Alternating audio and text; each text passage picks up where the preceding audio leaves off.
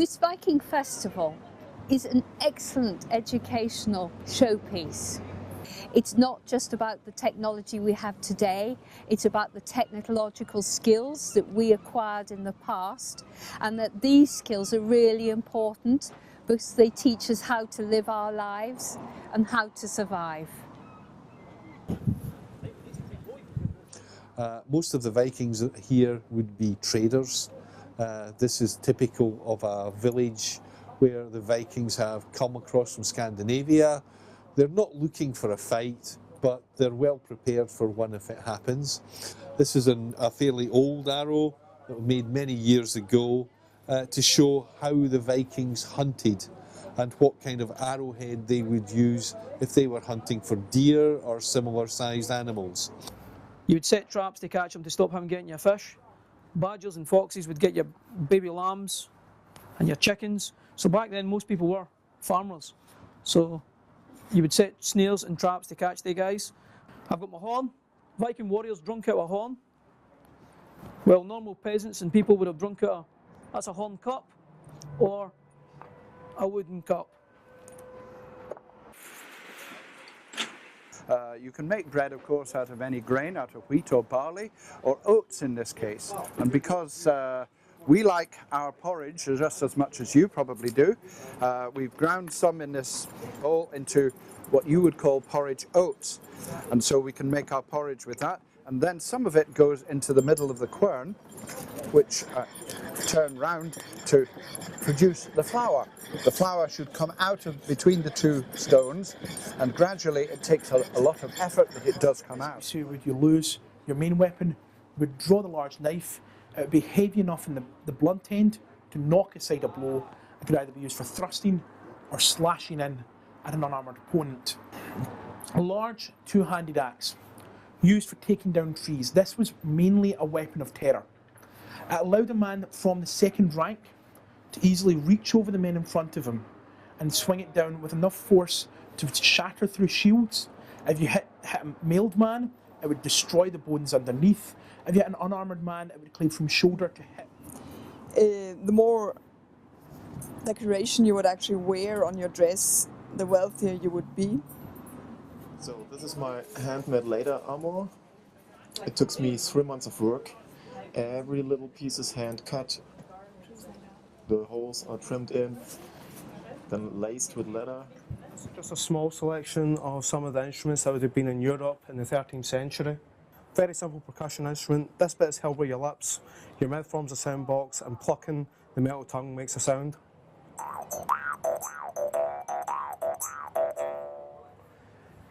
Next oldest one I've got here is a bone flute. We take an animal bone, usually a bird, carve holes into it, a small reed at the top, maybe a couple of extra holes for changing the notes, and a hole for breathing into.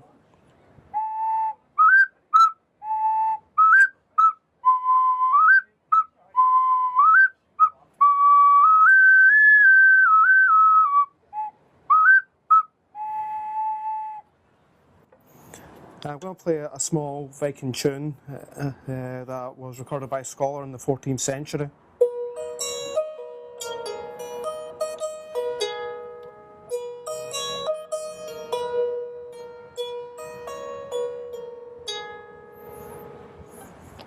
Here I have an instrument the Vikings actually designed themselves. This is based off of the Jorvik panpipes that were found at York. It's very simple, bit of wood with some holes drilled or burnt into it, and you just blow on the edge of it to get notes out of it.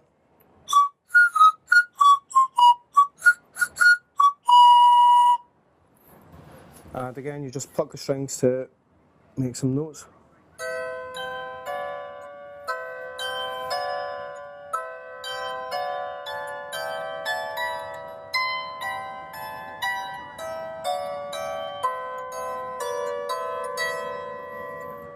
There's a small excerpt from Nobilis Humilis, which was an Orkney hymn.